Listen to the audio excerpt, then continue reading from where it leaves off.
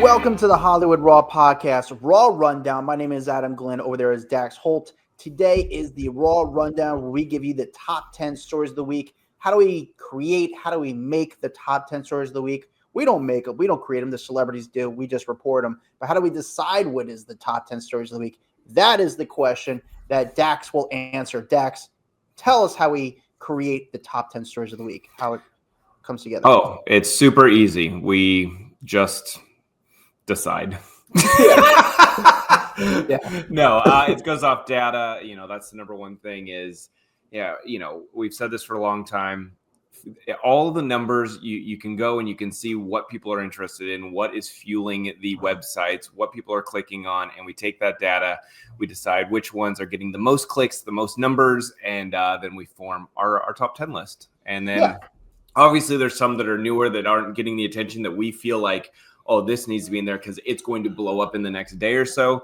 Then we will adjust our countdown according to what some of the picks are that we think should also be in there. Or maybe it's not even a huge story, but we think you guys will love it and that it should be added in as well. Yes. So on Friday, we release the Raw Rundown. On Wednesdays, Dax and I sometimes talk to each other. Sometimes we talk to a guest. It's this past week, I kind of filled you in on my weekend dealing with the SNL 50, which was the biggest celebrity event I've ever seen in New York City. As far as fun people and good people. It was just so many people everywhere. The Met Gala is a big one too, but the Met Gala is very weird. In fact, there's been less and less celebrities every year, and the people come and go so quick. Like, you don't see them, and it's straight business. And when the people come to New York, they're not enjoying New York City for the Met Gala. They're in their hotel room, their suite, getting dolled up for the event all day and night. So, and then they just leave. I don't know how they leave. It's just everyone disappears. Everyone just vanishes into the abyss. It's the odd thing, but this year's Met Gala is gonna be fun because P. Diddy's trial is gonna start during the Met Gala. So it's gonna be what's gonna be the bigger event in the news that week. It's gonna be the P. Diddy trial, or is it gonna be the Met Gala? We don't know. We shall see. I'll be excited for it. All right, let's get to the. Do you want to read a review? Yeah, let's read one. Okay. I got one here. All right, this one comes from, it just says 5-star review. It's from HRK Ben Owen. It looks like HRK Ben Owen said 5-star review. This is the podcast that I watch to learn what's going on in the celebrity world. Always informative, always entertaining, and never boring. It's the first podcast I watch on Wednesdays and Fridays before I watch other podcasts. Keep up the good work, Dax and Adam. Hell yeah! Thank you, HRK Ben Owen. I don't know if I'm saying your name right, but we're going with it. Thank you. Love that you're listening to us first. That's all we can ask for, honestly, and these reviews. So appreciate it, man. I think Ben is the guy that's been leaving. He pretty much writes Ben is like the guy. Oh, that Ben, the one that writes on our private Facebook group. Oh, he big super fan. I appreciate that. Like, when he sees news break, he runs to the he's up on it. Private Facebook group and lets us all know about it. We also have one person who always lets us know when a celebrity dies, rather big or small celebrity. Like, hey, guess who died? It's like, oh, you're the Debbie Downer. But we do appreciate it. We do appreciate it. All right, let's get to the Raw Rundown, Dax, starting with number 10. Oh, number 10. Okay, so Nicolas Cage is getting sued by his ex, and she wants him to pay. If you remember, there was a big story that came out last year where Christina Fulton, his ex-wife, was attacked by their son. What's his name? Weston Cage. Beat the hell out of her. If you remember those photos where she had this massive black eye, her face was totally busted up. The son has dealt with a lot of mental issues over the years, they say, which kind of played into this. But basically, Christina is saying that she's suing Weston, but not only Weston, but also Nick Cage for that brutal alleged beating of her last April. And she's suing him for assault and battery and negligence. But also she's going after Nick because she's saying that he played a role in the abusive incident. She said in the documents, which were obtained by TMZ, she says Nick was well aware of Weston's history of mental and psychological disorders, but instead of addressing it, the actor enabled it. And Christina claims that Nick gave Weston financial support, bailed him out of jail multiple times, but never pushed him to getting any professional help. So she feels like she would not have gotten that brutal beatdown had Nick stepped in, helped the son get through some of his mental issues and substance abuse problems, that he was basically an enabler. So Yeah, go look at the photo. You can Google it. But Weston was arrested and charged for attacking his mom in a parking lot, elevator, and lobby of his apartment building. And that's when you got to see the aftermath photos, which were bad. She suffered a concussion, multiple contusions, neck and throat injuries, and disfiguring eye injury. So we'll see how this ends up unfolding. Kind of interesting how she's looping Nick in, but I would say there is a case there. If someone knows that there's a bunch of problems and has the means and the financial ability to help out their son and they are enabling it, I would say that she has some case there to also put him at blame. The photo is really tough to see her. It's tough. So yeah, I mean, Weston has been he hates the paparazzi, I think, by the way. I think he's said some stuff on social media, like he's not into it. He's a very unique guy, but I think he's got some. Well, he doesn't like the Paps because he's also known for being a mess. You know what I'm saying? Like, this is not a situation where you're Patrick Schwarzenegger and people like you because of your acting abilities and because your dad's famous. This is someone who is in the spotlight because he is constantly causing issues. Speaking of Patrick Schwarzenegger, I feel like he's like the ideal.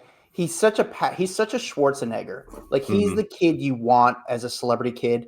Like went into acting, did a good job. He's now in White Lotus, which showing off his wiener. Showing off his wiener. Like to me, he's like what every Hollywood parent wants their kid to be. But you know, obviously we see a lot of fallouts with the Hollywood parents. Not parents, I should say. I would say the kids. It's Hollywood's a weird. It's a weird lifestyle being a celebrity kid. And I think it's got to be so hard, the pressure that you're under to fill the shoes of your parents. I can't imagine. I think it'd be too much, honestly. Yeah, not a lot of, and I think that's why so many celeb kids end up going down drugs, and because you're trying to live up to your parents' reputation, and some of them just crack.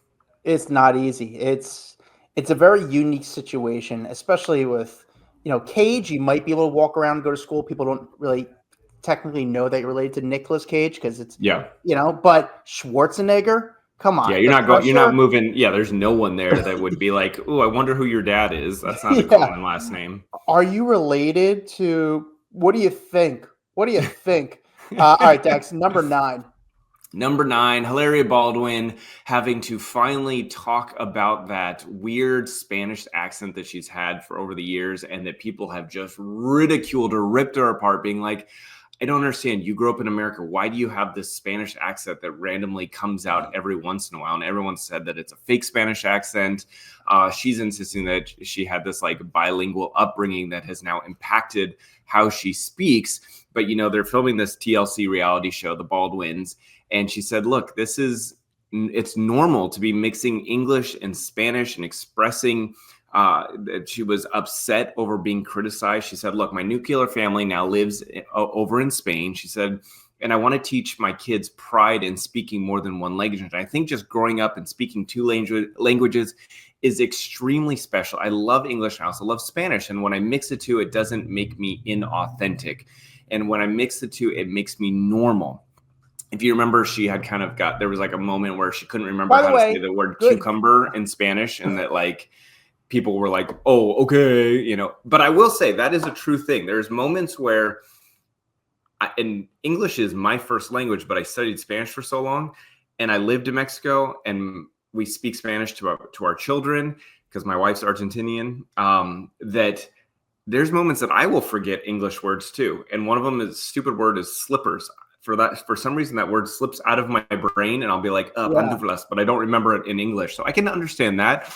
The part that I think is funny. By the way, but her answer though, what you're saying is basically what you're saying. I do understand where she's coming from, right? Can we? Yes. This is the first time I want to give her a little bit of sympathy because I'm not a Baldwin fan by any way. Here's the part that I will tell you that I have a tough time with. Okay. When you can be bilingual and you can be raised in America. So my daughter, my wife, both raised in the U.S., both first languages, Spanish, same with my son. They don't have the accent because they speak Spanish with the perfect accent, but also speak English with a perfect accent because you were raised in both. So like you can pop back and forth and be like perfect Spanish speaker and then perfect English speaker. That's the part that I'm like, you don't normally have an accent when you're speaking English when you've been raised here the whole time. That would be the only thing that would seem a little shocking to me. I always do, like, obviously my stories have nothing to do with the actual story, but I was working at a company. We shared an office with a company that Hilaria was working for, and she was not a fan of the company that I was working for. And they knew what? I don't know. What? I Sorry, I just had to sneeze. Get a tissue. Get a tissue. And every time she came in, the people would come in and say, "I'm sorry, we got to do this," and they would take down the photos off the wall, like the signs on the wall. Take down frame photos off the wall. Yeah, they would take down frame photos off the wall. It's like, really? So like, dumb. Why? Like, who cares? Like, what are we doing? It's like we're in an office. Like, get over yourself. This person's get over. Like, let's relax here. All right. I wonder if I don't know if she's still teaching yoga. By the way, Hugh Jackman, if you want to do it, it's open to the public. You just have to pay. I think it's like $30 a class. Hugh Jackman's girlfriend is, she's an actress, dancer, Broadway star. She does still teach like dance classes, and you could take like a dance class from Hugh Jackman's girlfriend. Oh, that's so funny. And Hilaria was teaching yoga classes for a long time. I don't know if she still is, but like you could take the classes from like $30, but not like I care. I don't think I even finished talking about what she said. Sorry, let me finish saying what she said. Yeah, she goes, I would be lying if I said it didn't make me sad, it didn't hurt, and if it didn't put me in dark places. But it was my family, my friends, my community who speak multiple languages, who have belonged in multiple places and realized that there are a mix of these different things. Blah, blah, blah, blah, blah. Basically, stop making fun of her because she is bilingual, is what it comes down to. It was a really embarrassing thing, and it came out really corny. She makes it hard to like her, is what it comes down to. But so does her husband. I don't even like Alec Baldwin either. Yeah. Yeah. All right, Dex, number 8. Oh, this one is a huge update. This one actually should probably be higher up, and maybe just because it's still new, it's lower down in regards to numbers. But this story is massive. Liam Payne's friend, Roger Norris, is basically avoiding all charges in Argentina. If you remember, right after Liam had passed away, the cops started focusing in on Roger Norris, saying that he was responsible for Liam's death, that he should have done more. He was down there in Argentina with him, and he should have prevented him from either buying drugs, taking drugs, or falling off the balcony. And this judge has now come forward and said, nope, I want to drop all of these charges. It doesn't make sense. He would not have been able to stop him from buying drugs. He goes, that is a common thing for any addict, that they can maneuver around friends and family in buying drugs, that he did not abandon him by leaving him. So this was a huge, huge win for Roger Norris in this case. By the way, Adam, I thought it was really funny. You sent over this link and I'm reading the story. I did not think I was going to see my face in this story. Did you see that they had a clip of me in here? I was going to send you that earlier in the day and say, hey, you're in this story. But I was like, you'll find out. But did not picture my face being a part of this story. But anyway, prosecutors, they wanted to charge him with manslaughter, and it looks like that will not be happening. But not only him, it's not a victory for just him, but it's also a victory for 2 of the people that worked in the hotel. Gilda and Esteban were among the 5 of the people charged, and it seems like they're all kind of getting cleared of this whole thing. Do you agree with the judge? I did from the beginning. I felt like, dude, this is his friend. Why are you trying to charge his friend for his death? Like, that seemed a little far-fetched for me. It wasn't like he was the one selling the drugs to Liam. I can see if this was a dealer who had been sold drugs and they were like bad drugs, and that's what kind of like made him totally go off the deep end. But his friend for abandoning him, I think that seemed a little much for me. So I was kind of like, okay, this seems like a better outcome for Roger. All right. Dax. I don't know. What do you think? Yeah, like, no, can you I imagine agree. Imagine the two of us hanging out. I go off on a bender, and then because you left, and now you're being charged for my death. Like that seemed kind of crazy. He wasn't his guardian. It's there. He's an adult, and stuff happens. You can't be sitting there watching every single thing he puts in his system. I agree. I actually, it's crazy that he was sort of brought into this I much. I also just felt like at no point were anyone pointing the finger at Liam. I'm going, this guy had drug issues. He was known to have drug issues. He himself had coped to having drug issues. And I'm like, why is everyone pointing the finger at everyone else except for the drug addict to say, hey, that he has to have some fault in his own death? No one wants to say that. No one wants to tarnish this guy's name. And I'm not saying that. It didn't make him a bad person. He was an addict. You know what I'm saying? And so shit happens when you're an addict. And unfortunately, some really big shit happened and he passed away. But I don't feel like that absolves him of having culpability in this whole situation. I agree. I have nothing else to say. You nailed it, Dex. I agree with you. Dex, number 7. Number 7, Machine Gun Kelly making a comment about potentially, or not potentially, becoming a father soon. You know, him and Megan Fox had kind of gone their separate ways. At least that's what it seems to be based on all the news stories out there that they have kind of broken up. Well, Machine Gun Kelly ended up posting on his Instagram page a reference to this. He said, church was right on time for me today. Can't wait. Put a little baby bottle emoji with a picture of a father holding a baby. And there is a picture from church where it looks like the big screen at church. He took a picture that says, your past is not your purpose. Your priority is ahead of you. And I guess that really spoke to him. Maybe that meant in his mind, like, this is my kid. I am meant to be a father. So he was taking a lot out of it. He wasn't really talked too much about this baby on the way, but a lot of people are saying, okay, like, he's into it. He wants to be a dad, and a lot of people liking the message that he put up there. This is gonna sound so. I feel like she's been pregnant for the longest time.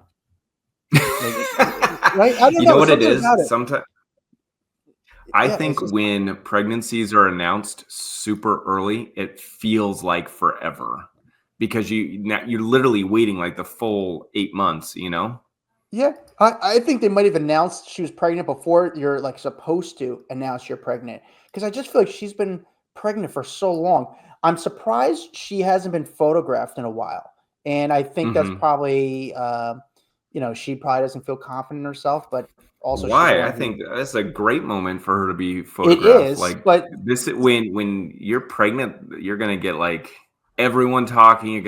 And she loves publicity. We know that every time she goes out in an outfit, she has like her stylist team basically call up the Paps to get photos of her, which again, not against. I just think I'm surprised she's not showing off the pregnancy style. Like Rihanna really leaned into pregnancy fashion. She looked great.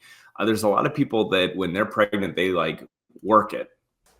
Megan Fox, a very attractive woman. Obviously she does a lot of setup shots with paparazzi. She might not feel that confident at the moment. I'm surprised. Which is sad because I feel like when you're pregnant, you're gorgeous. Like it's like a different point in your life. You're not cool. You're not like that model moment, but I feel like why not? Like embrace it. Women are beautiful when they're pregnant. But let me ask you this, Dax. Do you think sometimes women in Hollywood, actresses, don't want to be photographed pregnant because they're afraid that could affect their career as far as an actress or so? But I don't think that there's been one. I mean, I'm generalizing. There's probably women that it's affected their career, but I don't feel like that is something that the public was like, oh, she can't work because she's pregnant, or you know what I'm saying? Like, I feel like the more awkward point would be in between where she finds out she's pregnant and she announces she's pregnant, and it's that spot where like, oh, did she gain weight or is she pregnant? Like, I feel like that's the more weird spot that people try to avoid being seen until you can be like, oh, here's my belly. You know what I'm saying? But once you have a belly, like fucking walk around, be proud of that. Like there's no reason for her to be hiding weight. And it's her, 4th kid at this point? She's had 3 with Brian Austin Green. So it's not like it's her first rodeo. Megan Fox, 4 kids. That's. I mean, she could afford it. I mean, that's expensive. That's expensive. Dax, number 6.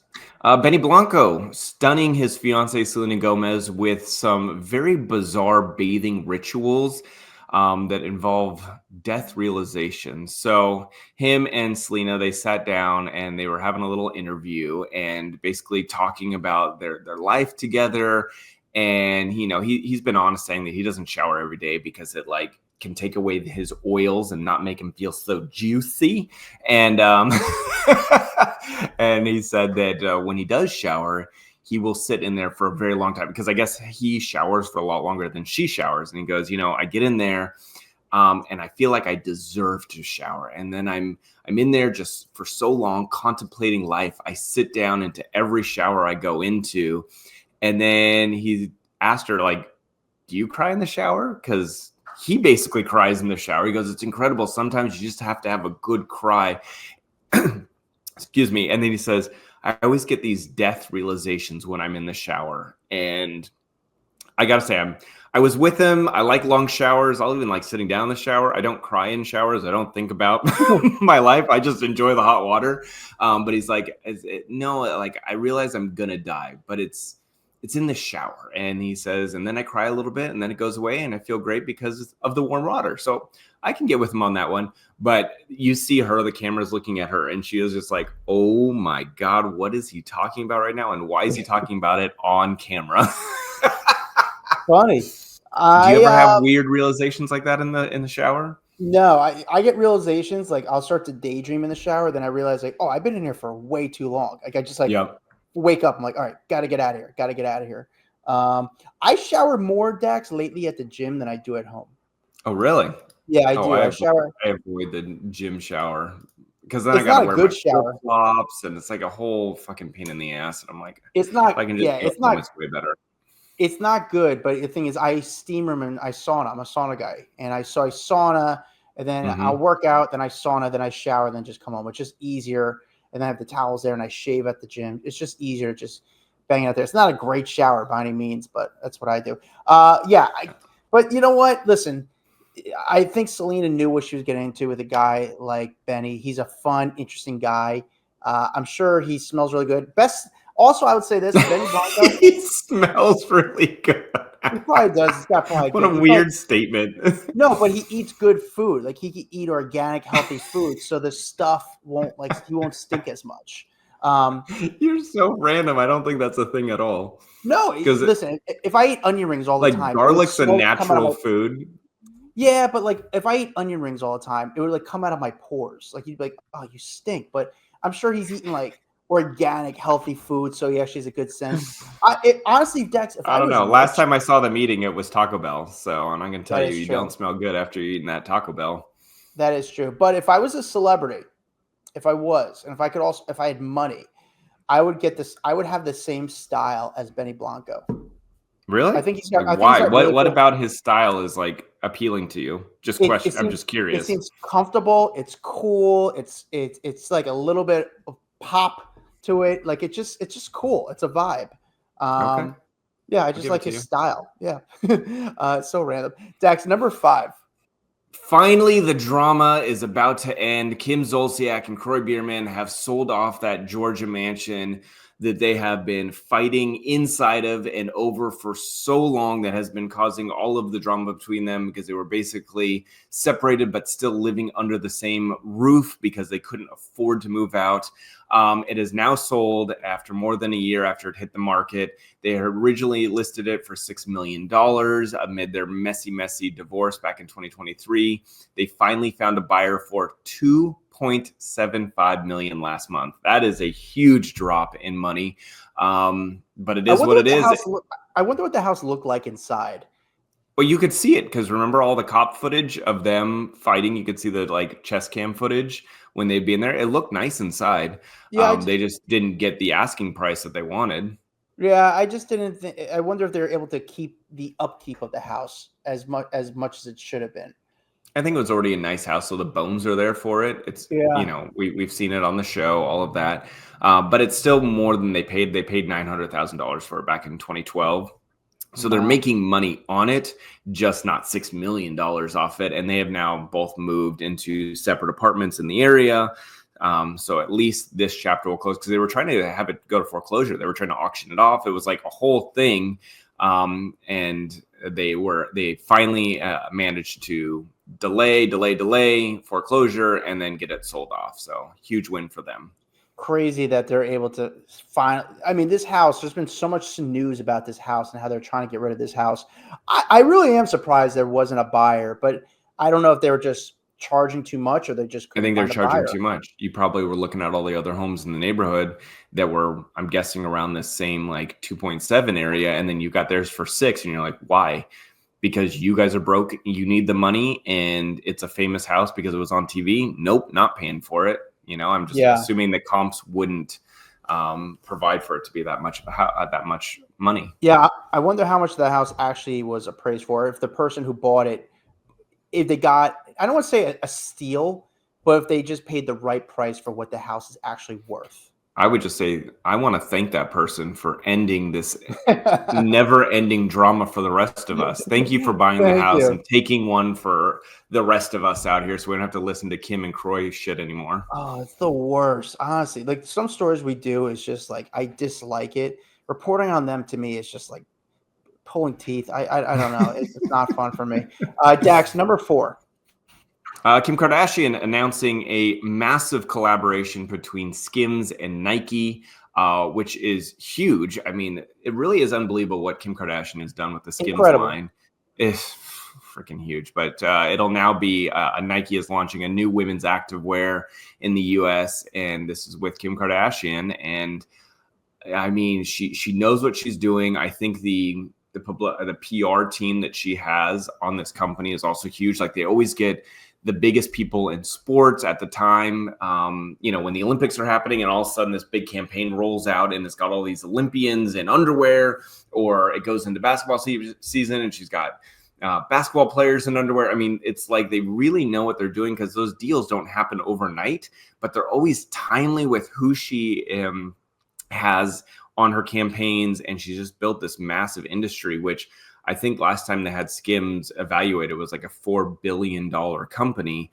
And Nike has now kind of revitalized. I think that they are pushing to like be back in the headlines, because Nike, I feel like, lost a lot of its like coolness over the years. And then you got like Hoka that came up. You've got New Balance that really like started to take over the market. Yeah, with like shoes. And I think Nike's like, whoa, don't forget about us.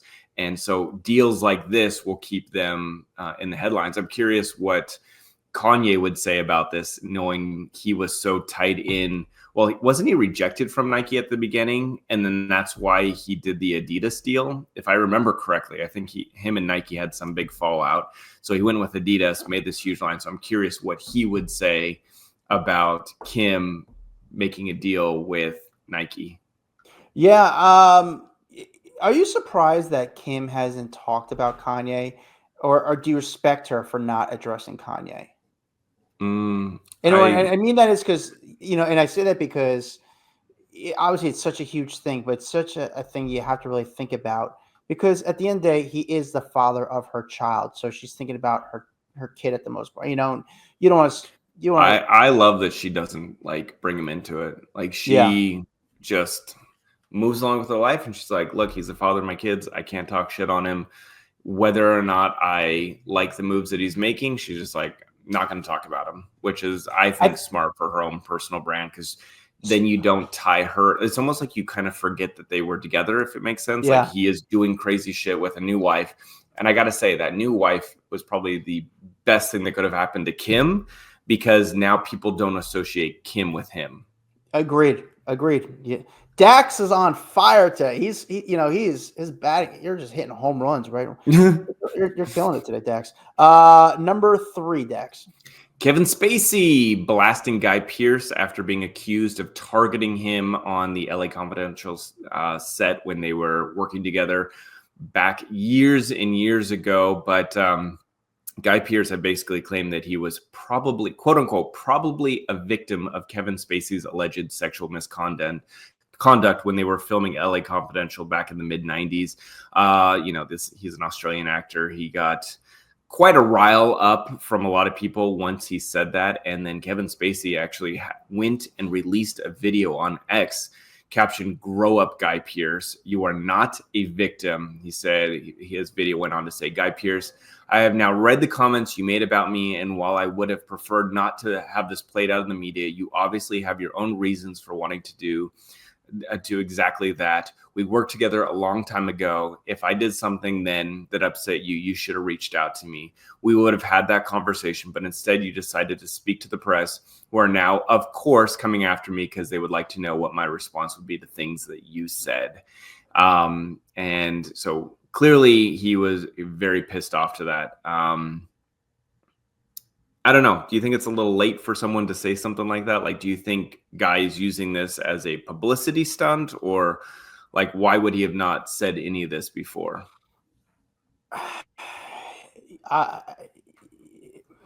It's a tough subject because he is a victim, and victims sometimes don't feel comfortable speaking up right away.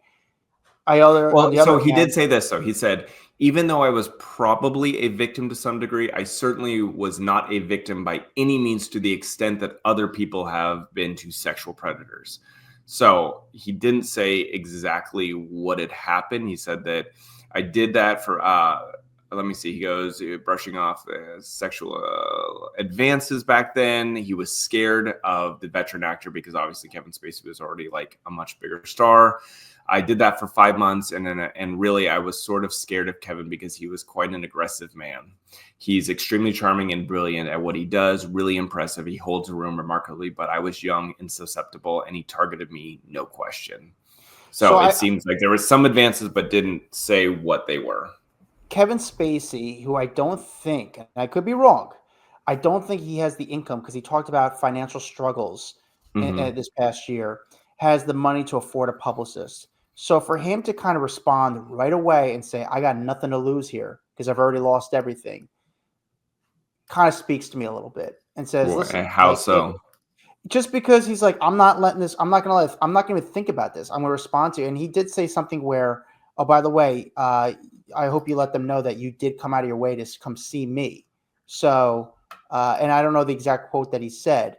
So I just think that he didn't let this narrative that Spacey didn't let this narrative kind of go and set the record straight. He was like, "No, I'm going to give you my response right away." And that's it. That's his response. And I think that is very important to me, at least as a reader, not to everyone, but to me is when people respond quickly. And don't let it kind of see, is this story going to get a lot of press or not? He's like, "No, I'm going to, you're going to think you're going to control the narrative. Well, I'm actually going to throw my narrative as well." Yeah. Interesting. Okay. Yeah, that's my personal opinion. But again, I'd also want to be pro-victim as well. Pro-victim? I want to be pro-victim. It's hard to speak against it. Honestly, it's just hard this day and age to know what the truth is with any story, is what I feel like. You just never know. You want to believe every victim, but we've also been bit in the ass multiple times where you automatically believe the victim, and then next thing you know, that person was lying for money, and you're just like, damn, I don't know who to believe anymore these days. Yeah, there's Guy Pearce's perspective, there's Kevin Spacey's perspective, and there's the actual truth. So again, I don't know what to believe, but I don't want to say I respect Kevin Spacey for speaking up, but for me personally as a reader, it does mean a lot when they respond very quickly, and a guy who I don't think can afford a publicist doing that statement by himself. Yeah. Okay. Dax, number 2. Blake Lively, she's now amended her complaint, alleging that Justin Baldoni made other women uncomfortable on set, and it was not just her. So this is a big twist in the story that never fucking ends. But Blake Lively's attorney filed an amendment to complaint on Tuesday against It Ends With Us director Justin Baldoni, alleging and other unnamed witnesses had raised allegations of misconduct on set, and this will now support her claims of a retaliation campaign. And these women apparently are allegedly willing to testify about it. So this is, if there are other women who are going to come forward and would testify, I think that really does help out Blake's case. But I don't know if that will end up. Listen, I don't know if any of this is going to end up in court truly. You know what I'm saying? Like, I don't think we're going to see a full trial on this. I mean, there's a lot of lawsuits flying around with hundreds of millions of dollars, but at the end of the day, is this actually going to end up in court and unfold under our very eyes? I don't think so. You never know. You're going to have to wait until next year to see that. But there was one other part of this amendment where Justin Baldoni allegedly asked Blake Lively like a very intimate question about her and Ryan Reynolds and their sex life. And apparently in the film, there's a moment where they're both supposed to climax at the same time and during this sex scene. And then it was kind of edited out. And Justin apparently wanted to make sure this got in there. And he said, you know, me and my partner, like, we make sure that we kind of climax at the same time in real life. And so do you and Ryan also climax at the same time? And I mean, again, this is allegedly what he said to her, and she was like, whoa, like, I'm not getting into this, like, no chance am I answering this question. And so that got entered into this as well. That's a question they do during job interviews. That's nothing wrong with that question. That is a great question. What a question that is. Oh, it was so awkward. Good. You know God. what? Let's see how people respond to that question. Go to your local Target and just say, "Excuse me," and just ask the person next to you. Yeah. Just a quick question. Nothing too personal. Just like, do you guys go at the same time? Just wondering. When you read that story, it just sounded so creepy, but it's great. Yeah, that's great. Good for them. Good for them. Props to Baldoni for asking tough questions. His publicist, well, not his publicist, Blake's publicist now has filed to get out of the lawsuit, saying this was no, what was the word we used? Smear. This was no publicist smear campaign. So she's trying to get herself out of it. I mean, the story just keeps going. I think Justin Baldoni's lawyer has a hotline to TMZ right now. I think anytime call he makes gets three-way to TMZ because he's just feeding the outlets with stories. So that's what they're doing. Baldoni's lawyers are feeding stories. Which story would you rather stop talking about? Justin Baldoni and Blake Lively, or Kim Zolciak and Kim Kroy? by a mile. Kim by a mile. Listen, every time I get a little slow down on the Baldoni Blake Lively situation, you feel me back up with questions like, hey, me and my partner orgasm at the same time. Do you guys do it? Oh God. Where's that? What they have on set? That make-out advisor? What do they call that?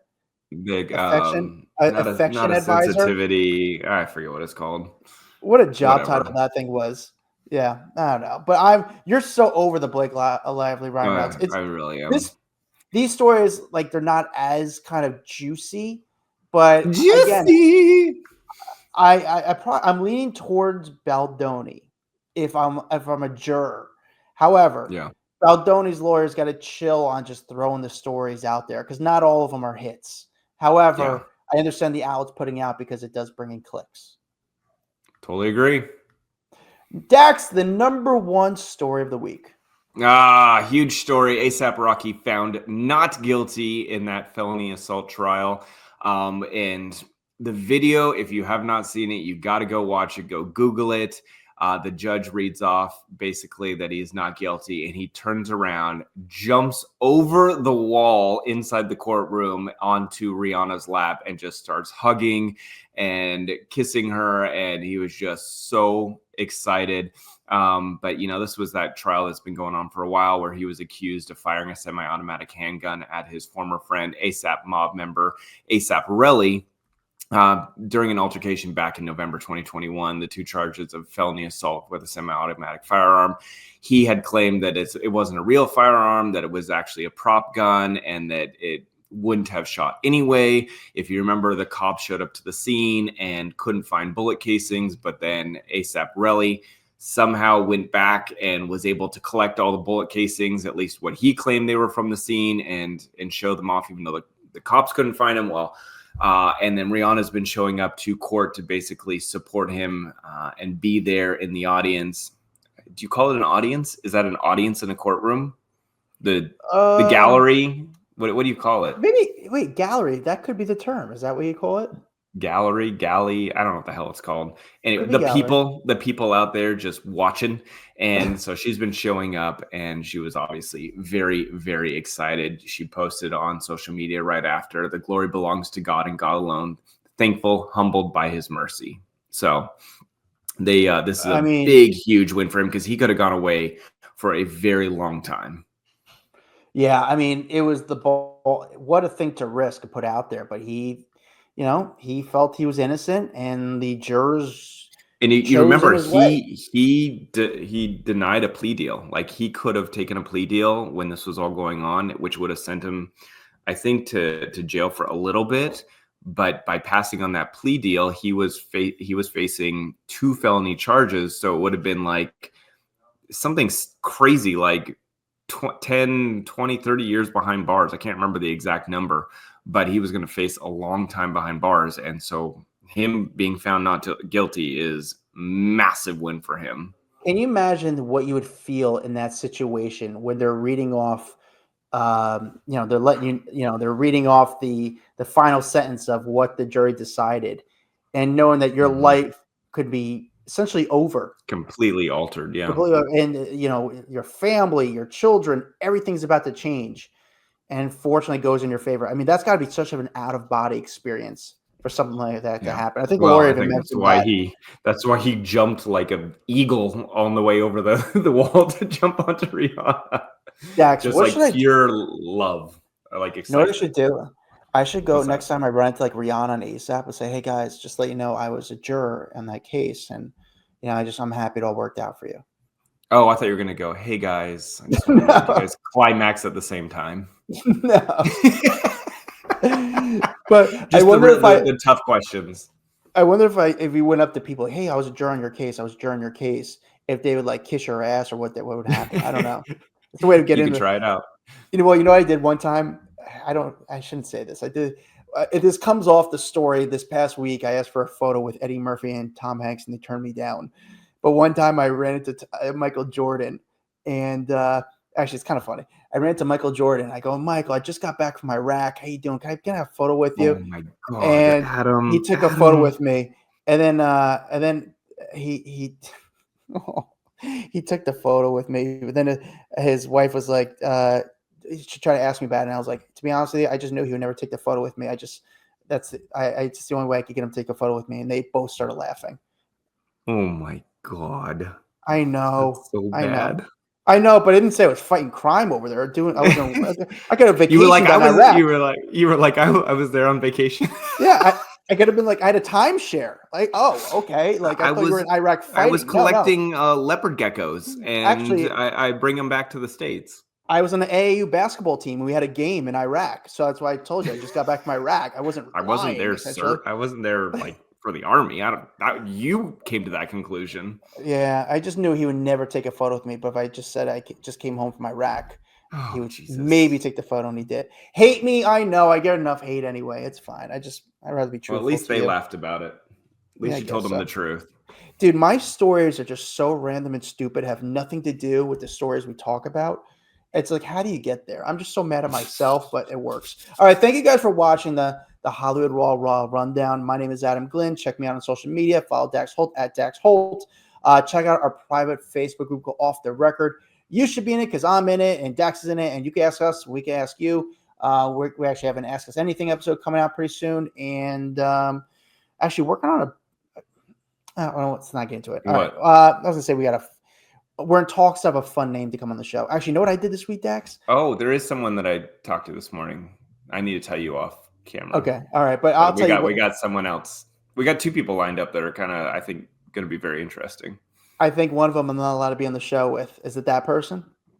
Oh, that's a third person. But I'll tell you this. Know what I did this week? And I should probably said this. I reached out to Sarah Hyland's publicist this week. And I said, listen, they didn't respond to me. But I reached out to him and said, listen, obviously Sarah was in the news last week because Jeff Dye reached out. Or Jeff Dye didn't reach out. Jeff Dye was in the news, and he talked about how hard it was to work with Sarah.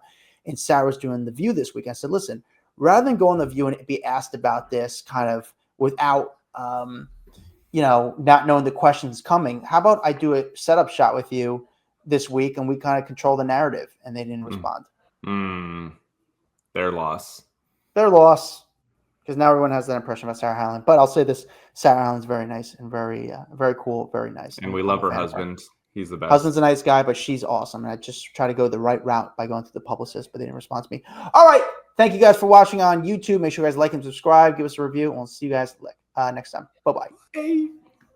What's up, guys? If you liked that video, there's plenty more where that came from. Make sure you like, subscribe, hit the bell so we can just feed you all the goodness daily. Hurry up. Come on. Let's go.